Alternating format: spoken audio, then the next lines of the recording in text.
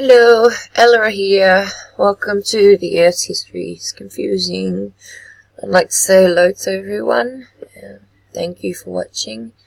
If you've got any comments or suggestions, leave them in the comments. I'll get back to you. Here we have a few forts in England. We'll start with Trilby Fort.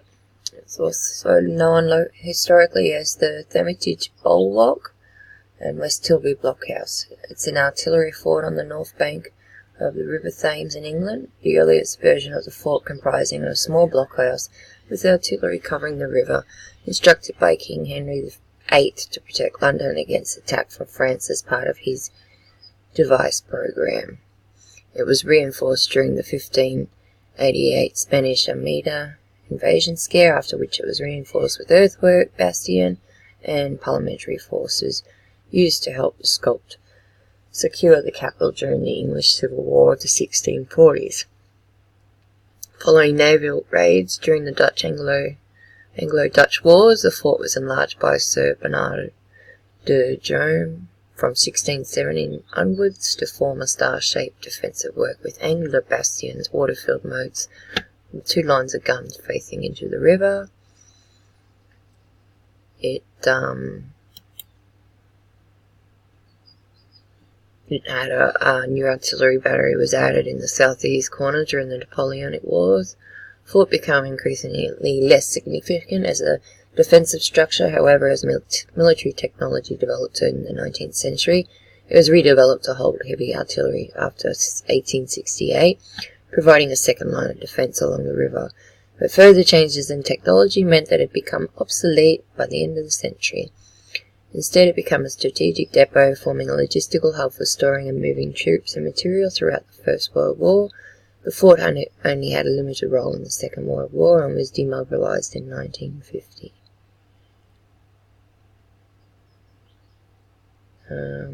Historian Paul Patterson said that it's the best surviving example of their kind in Britain about the magazines, the gunpowder magazines. So it says here that traditionally the Crown had left the local defences to the local lords and communities, only taking a modest role in building and maintaining fortifications while France and the Empire remained in conflicts with one another. Maritime raids were common, but an actual invasion of England seemed unlikely.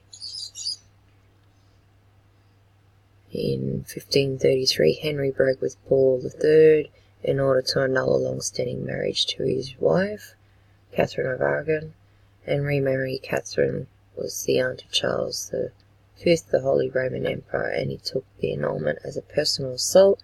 This resulted in France and the Empire declaring an alliance against Henry in 1538, and the Pope encouraging the two countries to attack England.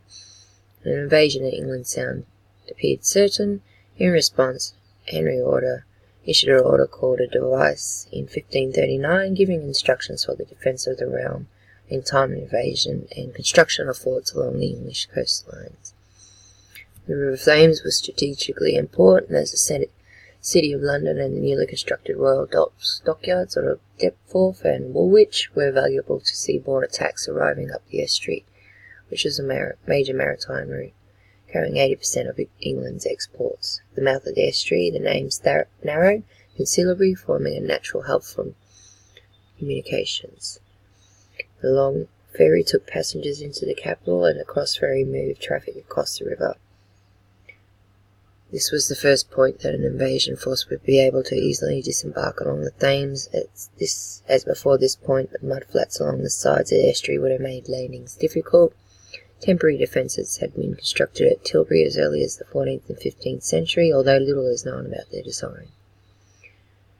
So, I'll leave you, as always, links in the description. So, let's check out some of these photos. Very well designed, same as we're seeing all over the world.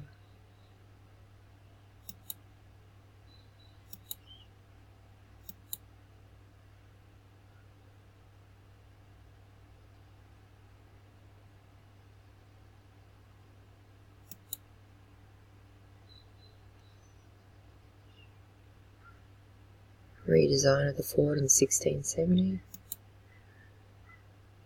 The Revlin drawbridges and the inner moat.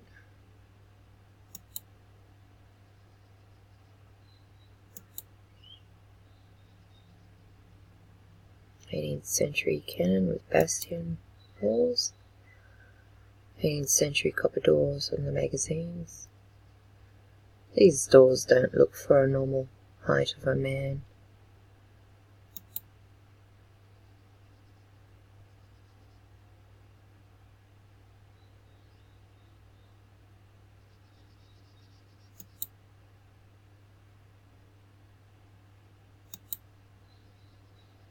The Watergate, 1676 to 1683.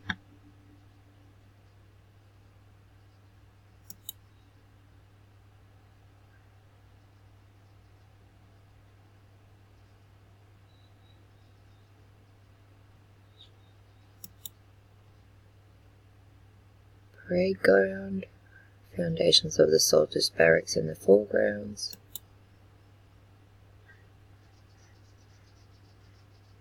This is a castle near Falmouth in Cornwall, taken from the south. Tilbury Fort.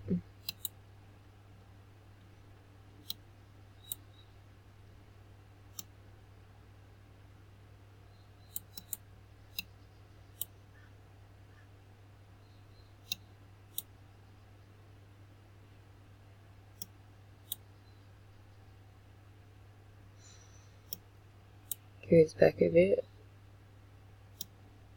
And then on the other side of the river, we've got the other fort that added protection. You can see where the outline was.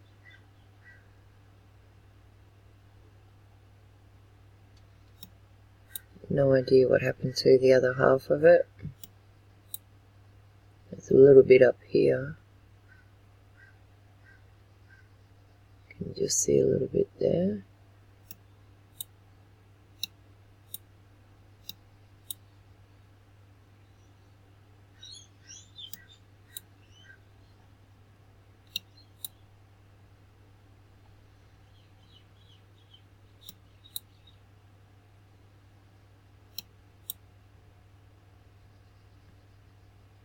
Calshot Castle is an artillery fort constructed by Henry VIII on Calshot Slip, Hampshire, England between 1539 and 1540. Formed part of the King's Device program to protect against invasion from France and the Holy Empire and defend Southampton Water as it's met the Solent. Castle had a keep at its centre, surrounded by a curtain wall and a moat. Initially heavy armed, it had a garrison of 16 men and as many as 36 artillery guns. Continued in use for many years, surviving the English Civil War intact, being extensively modernised in the 1770s. During the 19th century, the castle was used by Coast Guard as a base for combat smuggling. In 1894, however, fresh fears of a French invasion led to being brought back into use as an artillery fort.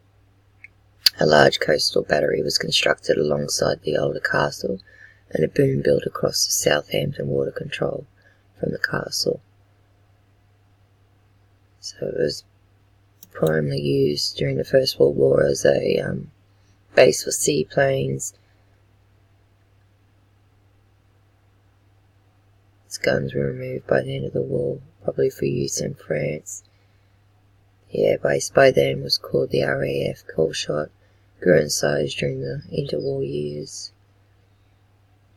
In the outbreak of the Second World War, it was rearmed in the face of a possible German invasion.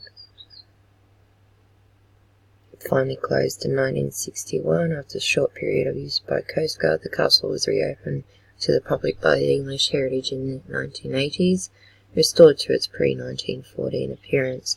The castle receives lots of visitors.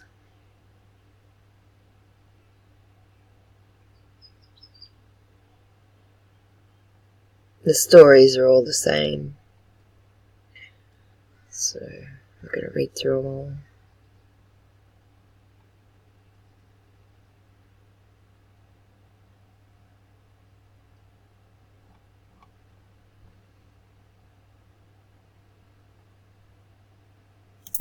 Here we have it. So it's got a moat around it.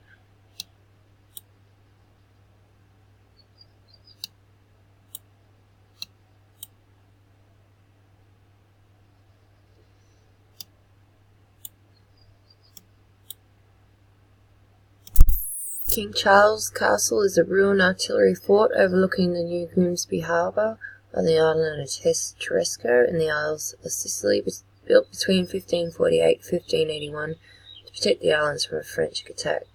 It would have had a battery of guns, accompanying a garrison designed to prevent enemy vessels entering the harbour. The castle is a polygon in design, constructed from granite stone, with gun battery at the front and a dining room, kitchen and living accommodation at the rear.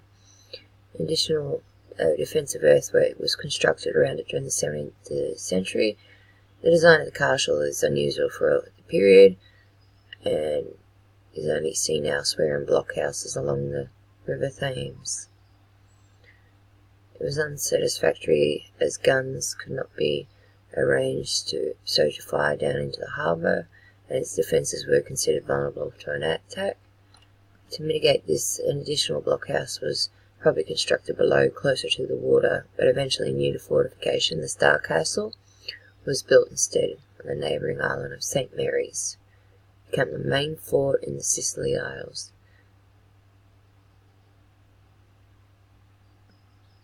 So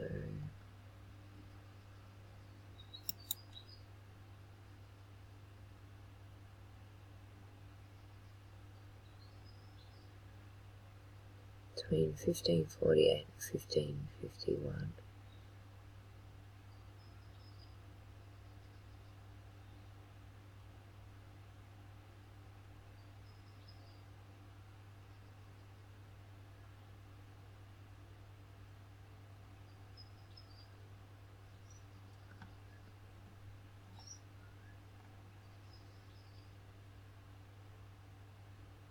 So we've got the interior of the hall.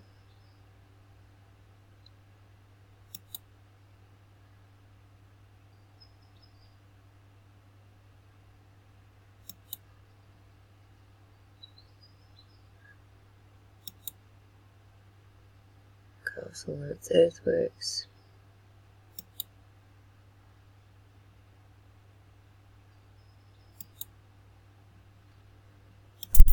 So we've got, I wasn't sure if it was a fort, I looked over this earlier, just to find out what it is now. I could see the outline of the star shape there. So we've got the castle down here, and then we've got the King Charles Castle with the defensive walls behind it. The old blockhouse, also known as Dover Fort, is a 16th century fortification on the island of Taresco in the Isle of Sicily. It was built between 1548 and 1551 by the government of Edward VI. Okay. Overlooking Old Grimsby Harbour and the anchorage of St. Helens Pool, the blockhouse would have housed a battery, 2 small 3 artillery pieces, positioned on a square gun platform over top of a rocky outcrop. Earthwork bank and a stone wall were built to protect it from the attack from the beach, land wood size respectively. A small room to provide living quarters.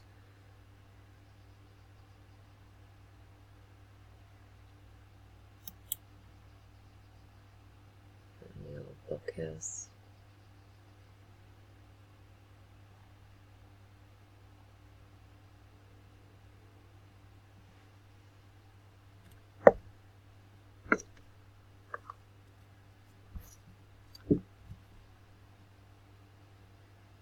So this is the side of the old blockhouse.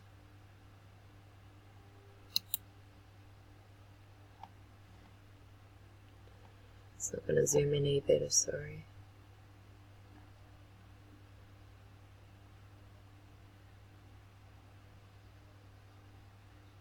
So that was the one I just showed you on that side.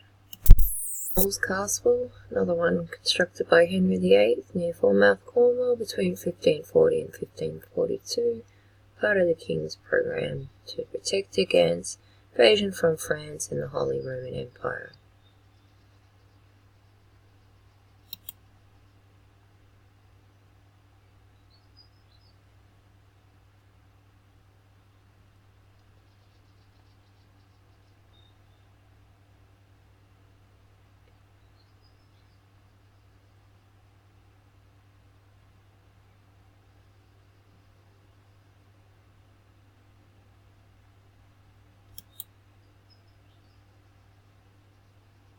We got it here.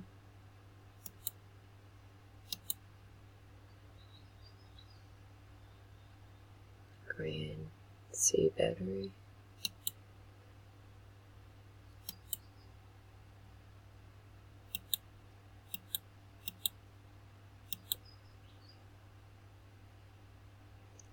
I blew it really good there, baby. That's funny.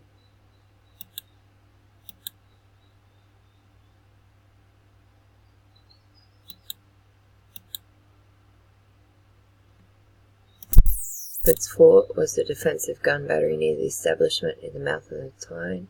During the Anglo-Dutch Wars in the 17th century, it subsequently served as a submarine mining depot and survives today as a scheduled ancient monument in the historic Fish Quay area of North Shields, Tyne and Wear, northeast England.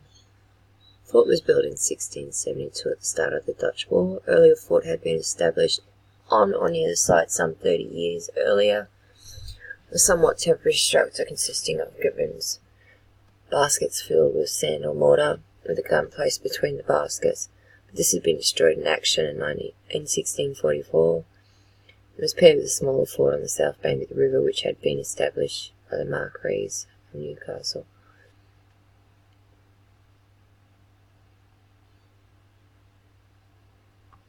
Much reconstruction in the 18th century.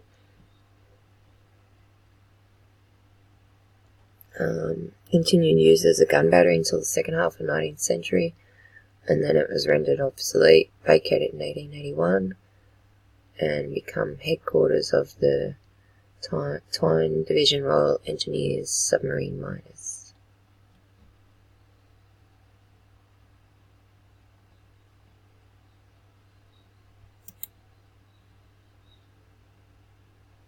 We've got the smokehouses, formerly mine stores, Old Low Light, the barracks and the fishmonger stores.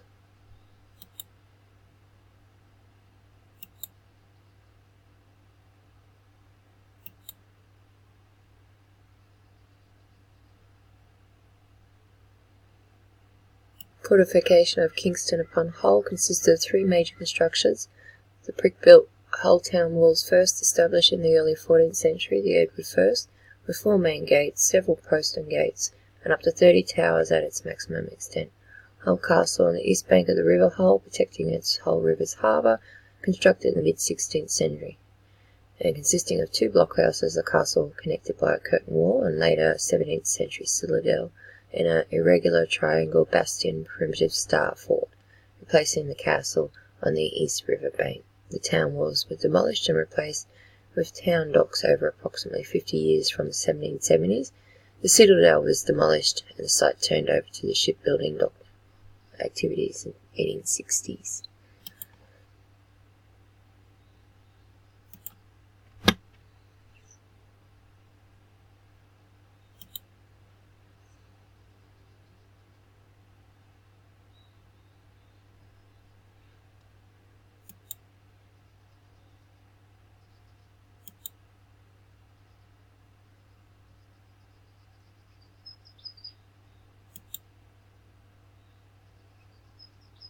And the citadels here, the dock ground,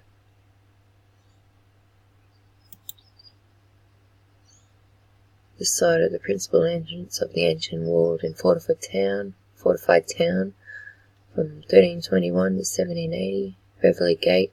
Here Sir John Hotham, the governor, denied the entry in 1642 to King Charles I, the first overact act of the Civil War.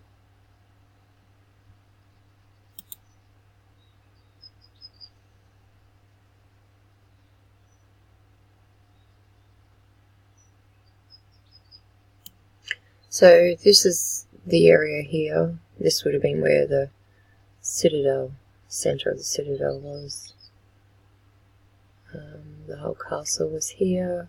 South end of the battery fort. South end shower tower. Martin Gate. Person Gate. Beverly Gate. Approximate.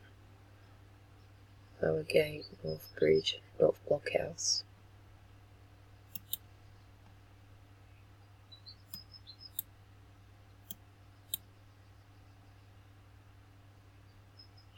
It's real sad that nothing of it remains.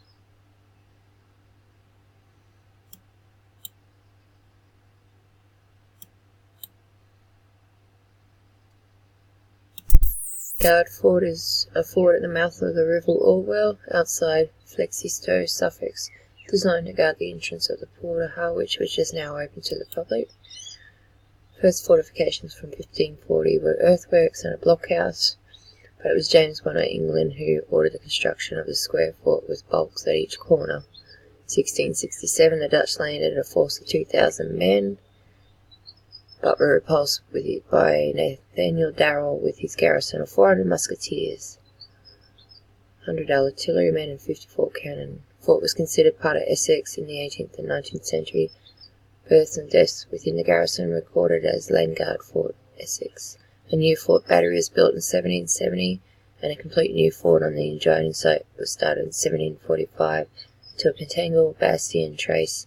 New batteries were built in the 1750s and 1780s, but the biggest change was in the 1870s when the interior barracks were rebuilt to a keep-like design. The Maroubra frontage was rebuilt with a new Crestmade battery covered by the very unusual Carpenter with a quarter sphere bomb-proof noise. Several open bastions were enclosed and a mock Ravelin block constructed to house a submarine mining contingent.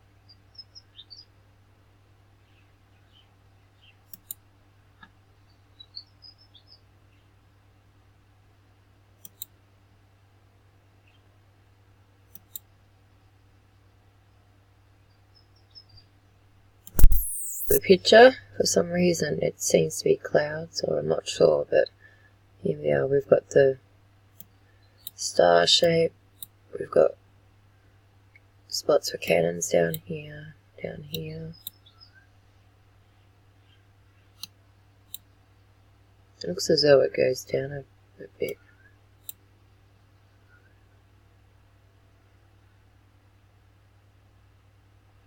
It's just not loading. I don't know whether it's cloud or what.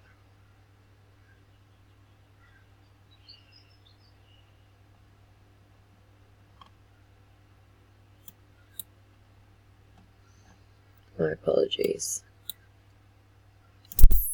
Fort Amherst in Medway, southeast England, was constructed in 1756 at the southern end of the Brompton lines of defence to protect the southeastern approaches of the Chatham dockyards against a French invasion. It's now open as a visitor attraction with tours throughout the years provided through the tunnel complex. That'd be interesting.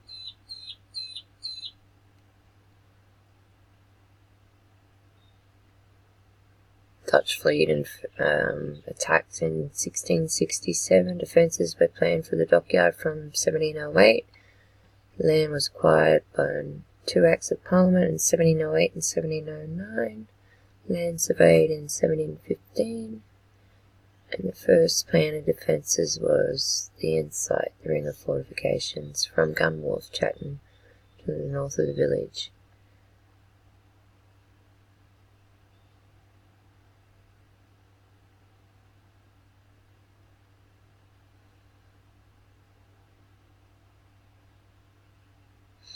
So it's a massive area.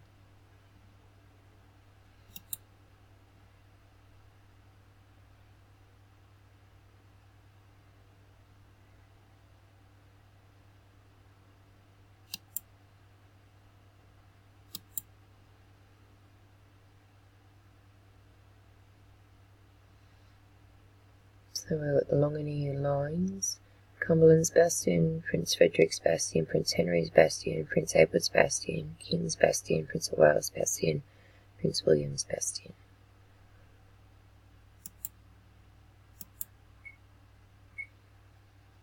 Try ditch beneath the lower Cornwalls Battery. So here we got Fort Amherst. Can still make out the lines.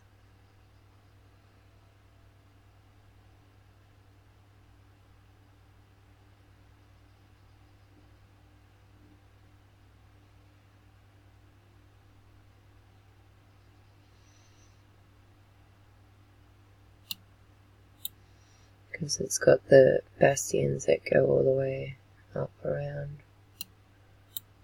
up along here.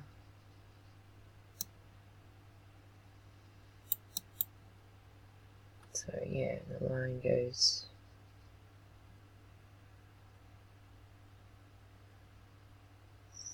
there.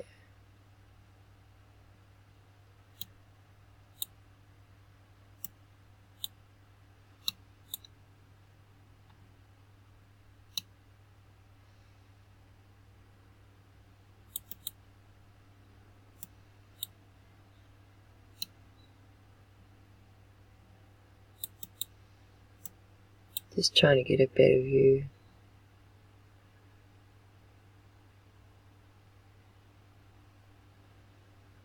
Royal Citadel in Plymouth, Devon, England was built in the late 1660s to the designer Sir Bernard Jerome. It is at the eastern end of the Plymouth Hoe, overlooking Plymouth Sound, and encompassed the site of an earlier fort that had been built in the time of Sir Francis Drake. In 1590, Sir Francis Drake was appointed to improve the defences of Plymouth. After setting up some temporary artillery batteries, he petitioned the Privy Council for the funds to build a fort at Plymouth Hoe that could dominate the Cattle Water, the approach of Sutton Harbour, which at the time was the main port at Plymouth. By May 1592, Elizabeth I had decided that the fort could be funded by the tax on every hogshead of pilchards, which exploded from Plymouth. Construction of the fort dragged on until 1596 and was only finished after the government had drafted a further 500 labourers. The northern landed side of the fort was protected by 2 bastions and enclosed the previously established batteries overlooking the Cattle Water. Also Fisher's Nose blockhouse, located in the southeast corner, which dates from about 1540. Further blockhouse called Queen Elizabeth Tower was built a short distance away west of Fisher's Nose. So, built 1592 to 1598 and then 1665 to 1675. So, limestone and granite.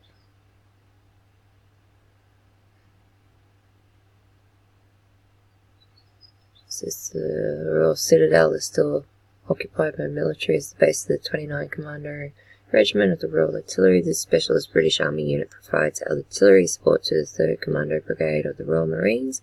Guided tours are sometimes available. Immediately to the east of the Citadel and contemporary with it, a Royal Navy Victualling Yard was established to serve the fleet in Plymouth and Sound Pool. This closed with the establishment of Royal William Victualling Yard in the 1830s, since when the area had been used as an extension to the artillery base. The 3rd Commando Brigade and the 29th Commando Brigade Bay. A Better Defence Estate published in November 2016 indicates the Ministry of Defence will dispose of the Royal Citadel by 2024. Oh, terrible.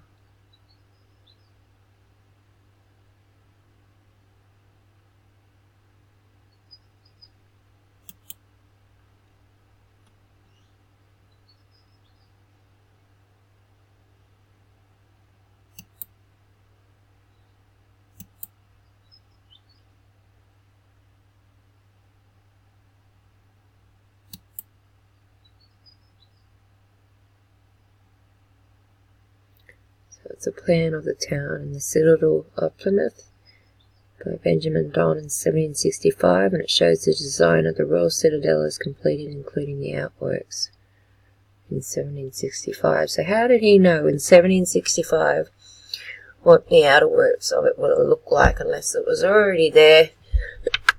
And this is just their made-up story for us to believe that it was built by them.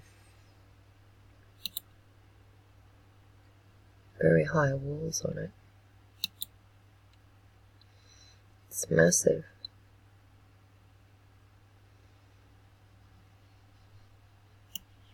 So here we got the Star Fort, still being used by the military to this day, but they want to demolish it by 2024, which is really sad. And this one looks exactly like the one I found over in that island on my last video that I did that was on top of a hill. I just don't get how these designs can be the same all over the world, different times, built at the same times, by people who didn't even know each other.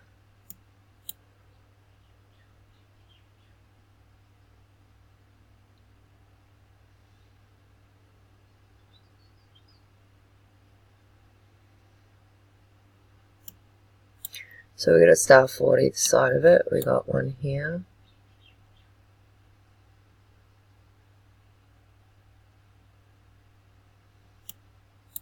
Like everything else that's been destroyed. And down here,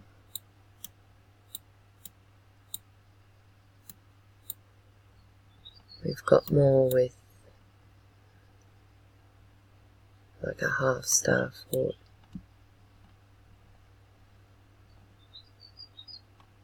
Seems to be used for a car park.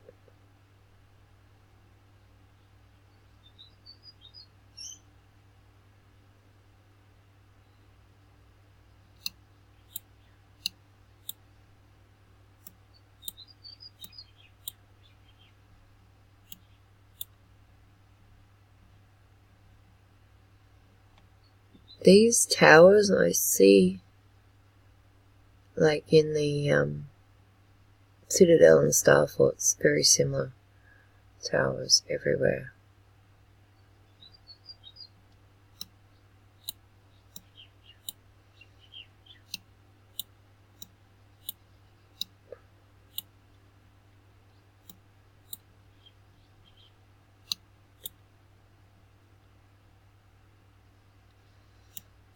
So this one over here is Mountbatten.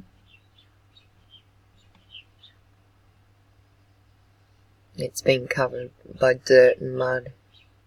People are parking on it and they got no idea what it is. Just use it as a car park. So try and turn it around for a better view. Wish I could twist it and work it out a bit better. This whole area was probably part of it at some stage.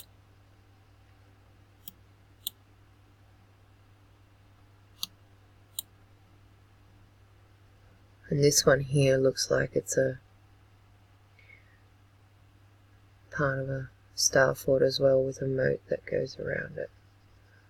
Now I found lots of these all over the world when they go around a citadel for protection. They seem to use sort of like the half shape of it.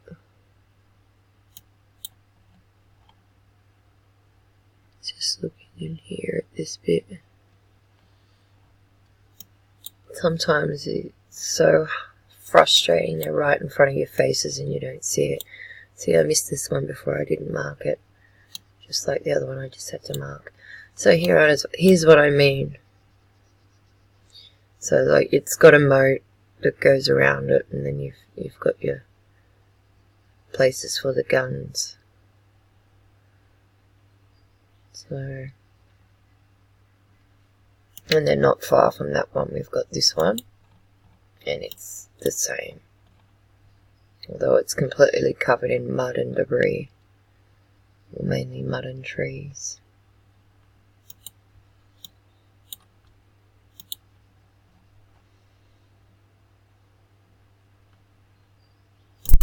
Just found a few more. Can't find them on Wikipedia, but I will. So we've got these here. So it's probably one of the half-shaped forts.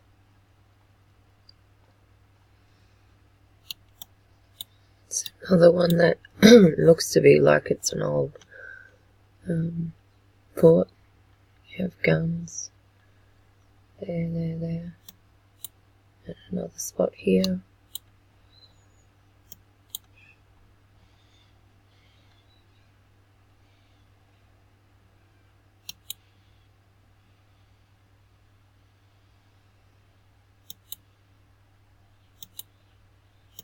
This is Star Castle, the Isle of Sicily that we were talking about before, built in 1593 by Robert Adams. During the Spanish invasion scare. The shape of an 8-pointed star features on the flag of the Council of Isles of Sicily. It's the centre of a fortification system around the west side of St. Mary's known as a garrison. The walls of the castle take the shape of an 8-pointed star, provides an out-of-crop hill protecting the town and the castle. Strategically placed gun batteries at regular intervals around the outer wall allow covering firing at all angles. Queen Elizabeth ordered the construction of the fort and 2 scones as a lookout for any intruder ship in 1593. There's that aerial that I keep seeing, or the so-called flagpole. I believe this is an aerial.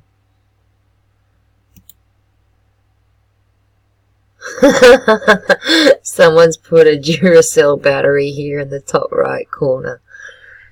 Oh, so I wonder if someone is trying to tell the people that, hey, you've been lied to.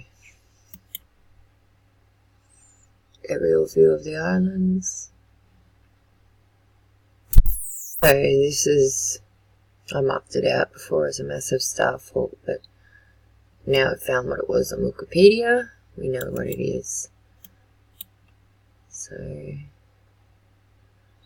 got the corners, you've got the town here. You've got the guns. Guns there. Guns here. You can see they're covered in dirt.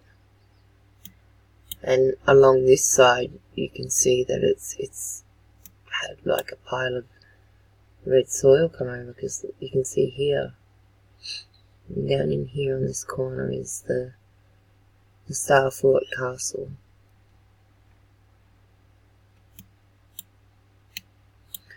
The castle is probably where you had to go and pay your taxes on everything.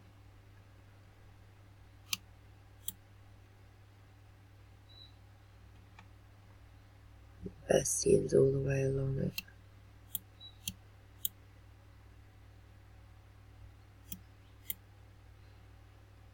I knew it was a massive star fort when I marked these corners and marked the gun. Massive. Which is the way this is.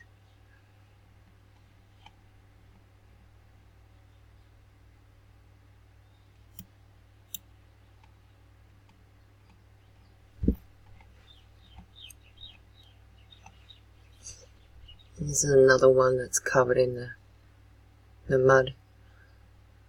You can see it's all underground. You can just make out the shapes just here, all around. You can see where the moat was too.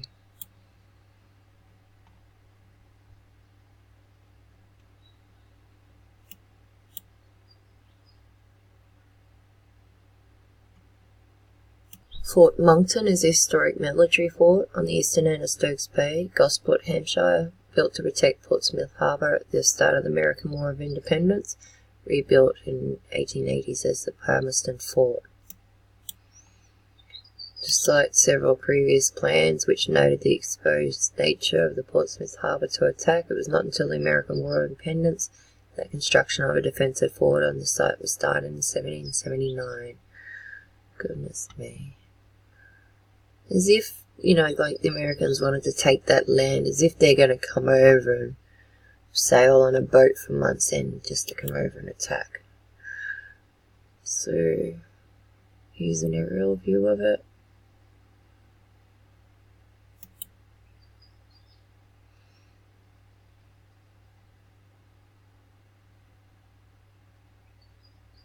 So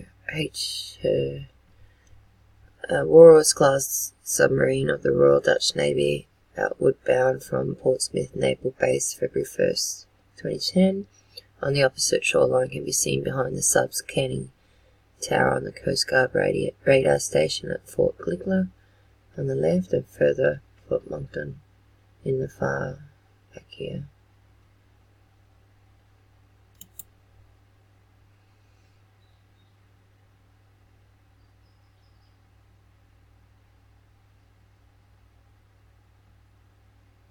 Moat, gill kicker, readout.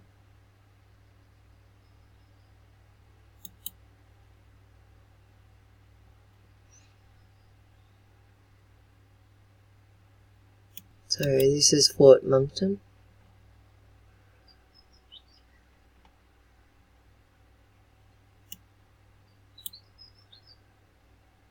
So this would have been where the moat was, I think.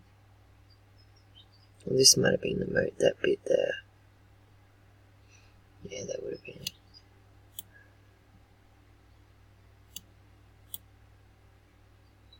I think the readout will come out this way, I think.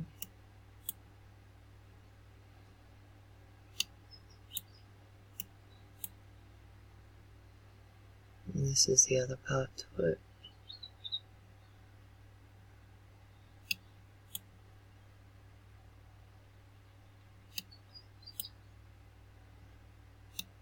There's a few more over here I found. You got the corner of a star fort here. Got another corner here. Another corner. Oh, I'm sorry when it does that. It's really frustrating. Okay, so zoom in, we can see this is part of it up to here, and then here, joins here, comes down this building. Not sure if it's always been there, or but the other bit comes around like that. It definitely was a star fort.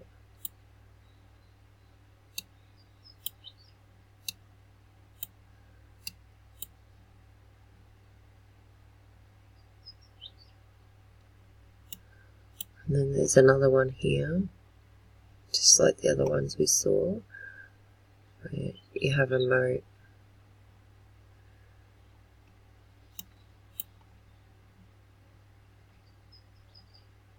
I think I found a few over here in this area. Yeah, I did, and I don't even know the names of these places. So we got another one here, another star fort here, and they join up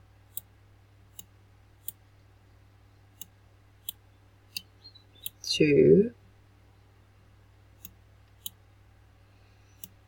these. Well, these ones are in a line as well.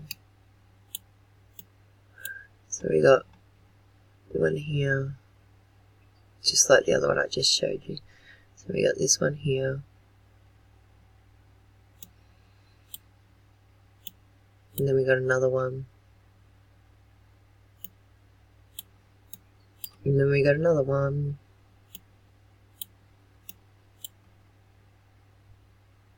I'm fairly sure there would have been a fort here somewhere. It looks as if there was. Yeah, there was. So it's like them, it's a half one. Another star fort, all in the same sort of line as the others. So here, here, here, here. And it's like this one's pointing to tell you where the next one is, because directly where the next one is that arrow going this way. And then we've got more here.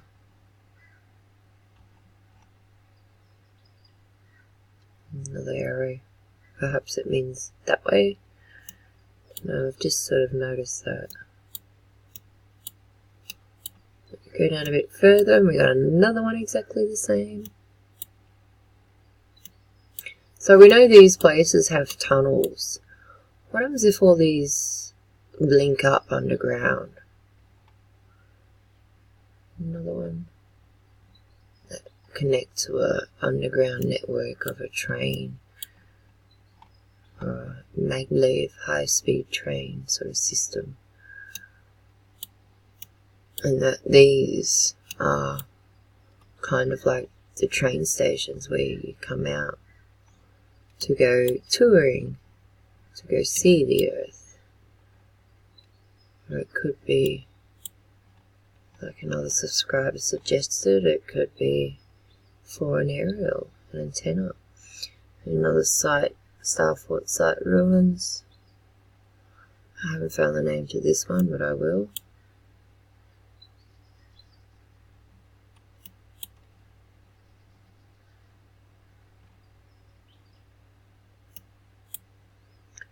So yeah, they just go all in a massive sort of circle around that whole area.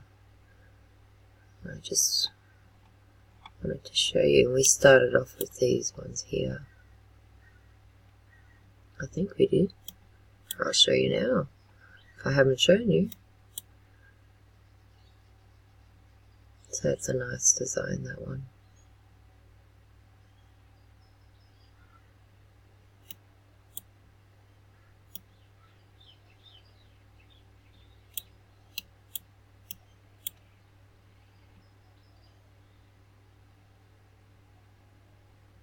It's the other one here.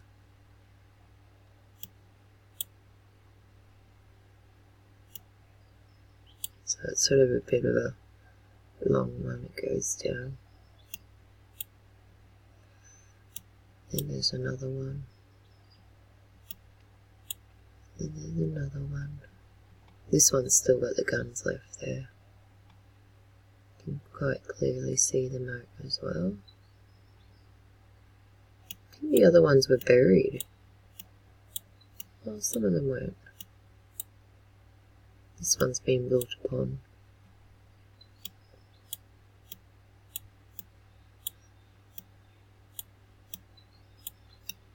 And this one looks like it's been turned into a park.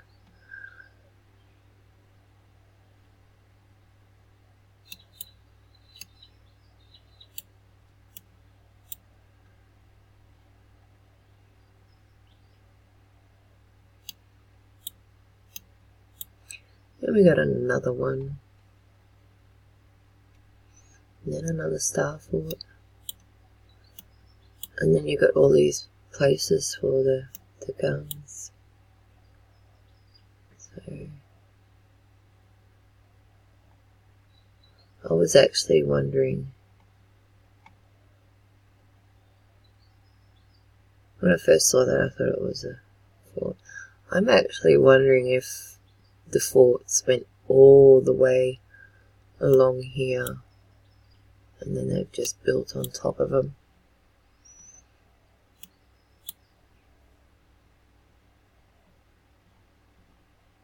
So yeah, I've shown you that one. So I've just done a big loop.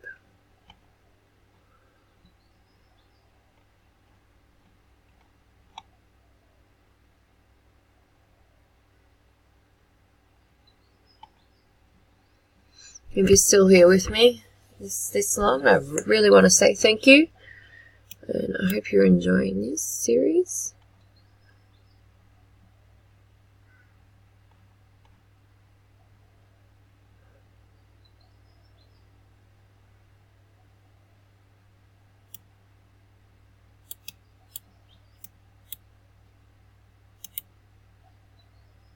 And it's brought me to Fort George Highland, a large 18th century fortress near Ardisia, I can't say that, sorry, to the northeast of Inverness.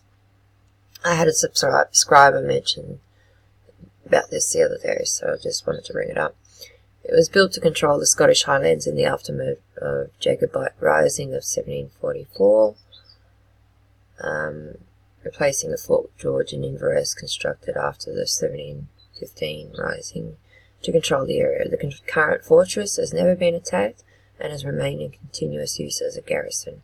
Fortification is based as a starter zone. It remains virtually unaltered and nowadays open to the visits and exhibits of showing the fort different years, while still serving as an army barracks. Built 1727 in Inverness, capable of housing 400 troops beside the River Ness, on the side of and incorporating portions of a medieval castle which had been rebuilt as a citadel by Oliver Cromwell but later abandoned. During the 1745 rising of the fort, it was seized by the Jacobites, who had blown it up in 1746 to prevent the Hanoverians from using it as a base. I think the Hanoverians were from Germany, I'm not sure. Someone correct me, please. Fort George was finally completed in 1769. The original budget was £92,673, 19 shilling and 1 dime. But the final cost was more than £200,000. A vast figure at the time. Someone worked out the one in, I think it was in Netherlands. If it was built today, it would be $3.8 billion or something like that. So,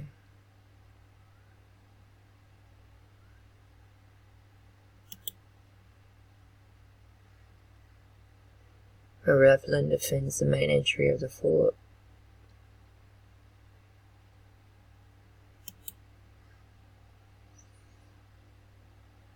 Dry moat separates the outer earthworks from the fort. Ramps were used for rapid access to the ramparts.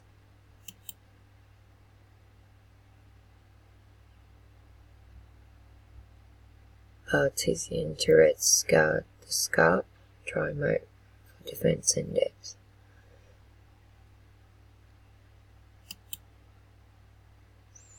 Sole surviving example of a MK RML 64-pounder 64 CWT gun is housed at the fort. The interior of a bartizan with a firing step. The fort's barracks. Amazing, still standing. The inner gateway that connects the chapel with the fort barracks. The 18th century chapel's interior had 2-tiered arcade on 3 sides supported by Roman Doric columns. 13-inch smooth-bore mortar could fire at a fixed angle of 45 degrees, a shell weighing 200 pounds, 91 kilo, up to 2,900 yards, which is 2,700 miles, using 4.1 kilos of black powder. Wow. Here we got Fort George Highland, or the Star Fort, and it's really beautifully designed. Very similar to some of the other ones we have seen all over the world. Same notes. So it's still used as a military installation, but can be visited upon appointments. So here's the drawbridge over the dry moat. Surely they would have had to have a few bridges in case one got burnt or destroyed, or I think there would have been another one there by the look of the path.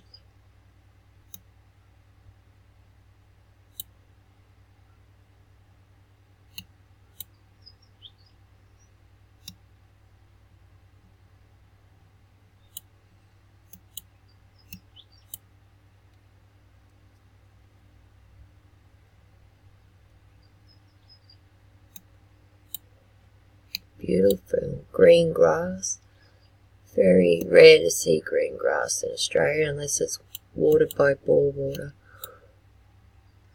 We just don't like to waste the water on the lawn.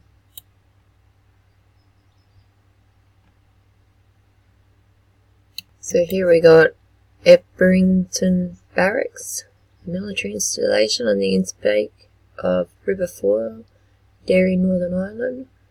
Present bank's named after Hugh Fortescue. Built on site 1841. Start of the First War, it was occupied by the 1st Battalion of Cheshire Regiment, who proceeded to France with expeditionary force, landed at Le Havre in 1914, 16th August. Start of the Second War, the barracks were home to the 2nd Battalion. During the Troubles, the barracks were the base of the 8th Infantry Brigade. March 1973, the IRA bombed the barracks, causing damage but no injuries. In April 2000,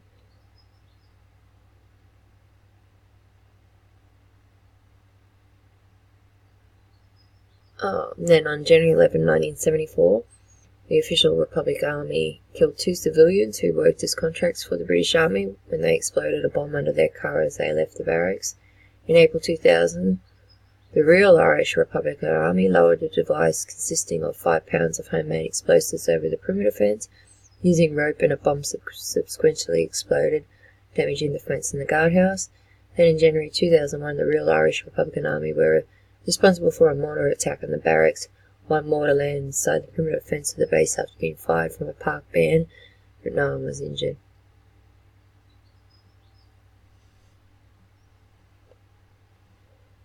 Barracks were closed when the 8th Infantry Brigade moved to Shackleton Barracks in 2003, and the area in front of the barracks was redeveloped as Ebrington Square.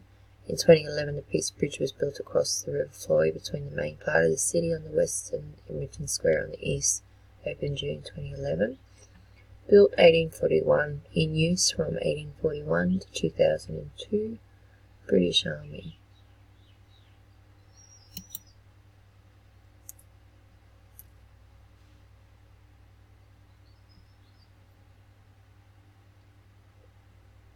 So now it's disused.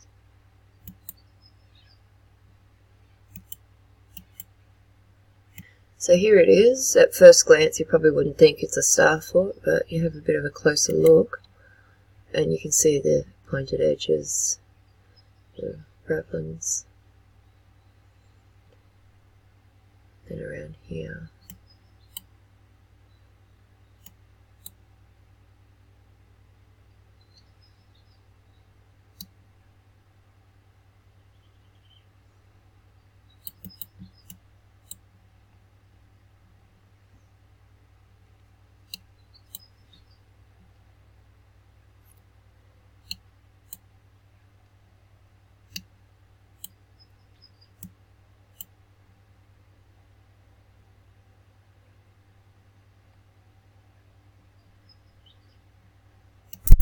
Still in Ireland, we got Duncannon Fort. It's a star fort, a national monument located in County Wexford, Ireland.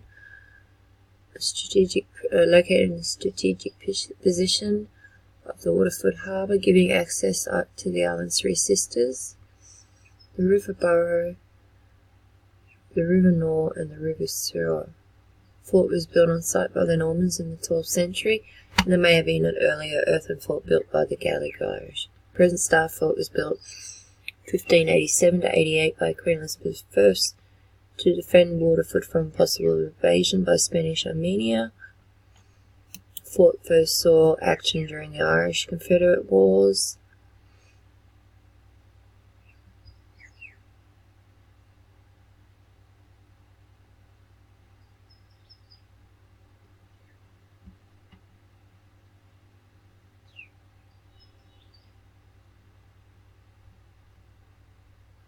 The star fort, along the sides were guns facing upriver and downriver. On the west end there were artillery batteries facing the entire inlet.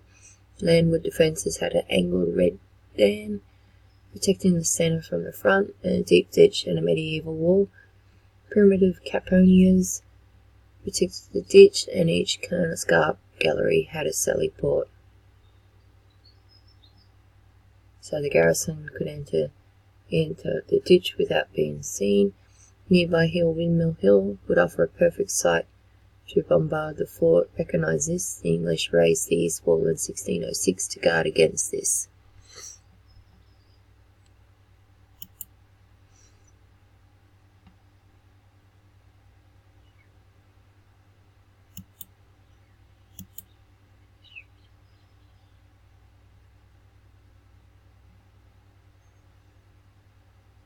It's very old, so how did the dirt get on top of that building?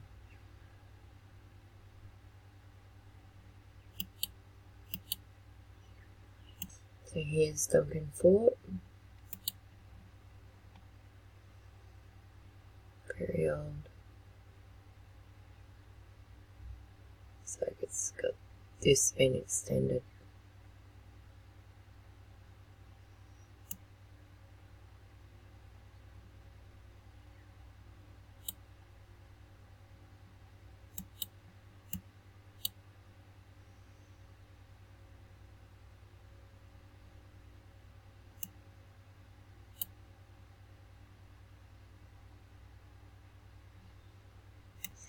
Charles Fort is a Trace Italian fort, a bastion fort with one section of a curtain wall built in a star fashion.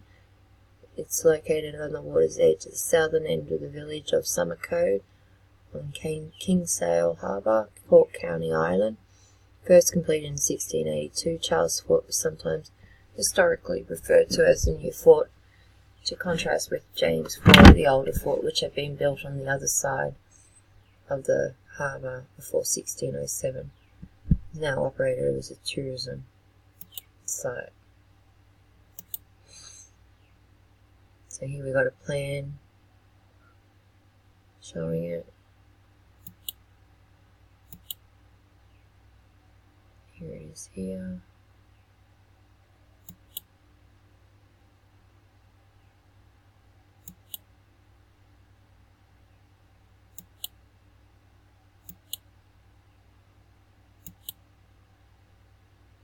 Wow. So this is James Fort, an early 17th century pentagonal force located in the same spot. Fort was built to defend the harbour from the construction of Charles Fort on the opposite side of the harbour in the late 17th century. James Fort became known as the Old Fort, now listed as a protected national monument. It's open to visitors. Before the fort was constructed, an earlier medieval fortification existed on the site. It was occupied for a time by the Spanish forces during the early part of the Siege of Kinsale. It was captured, however, from the Spanish by Sir Richard Smythe, who led the attacking English forces. Construction of James Fort commenced in 1602, completed by 1607.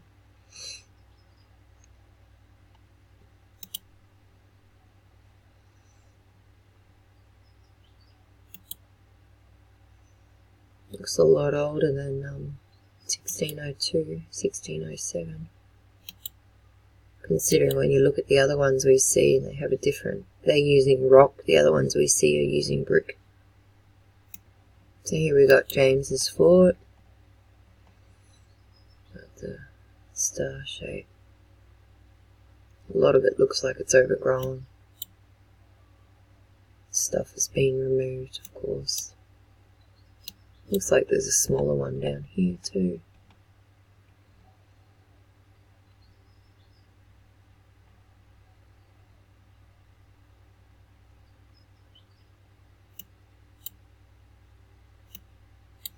There's another one. Wow.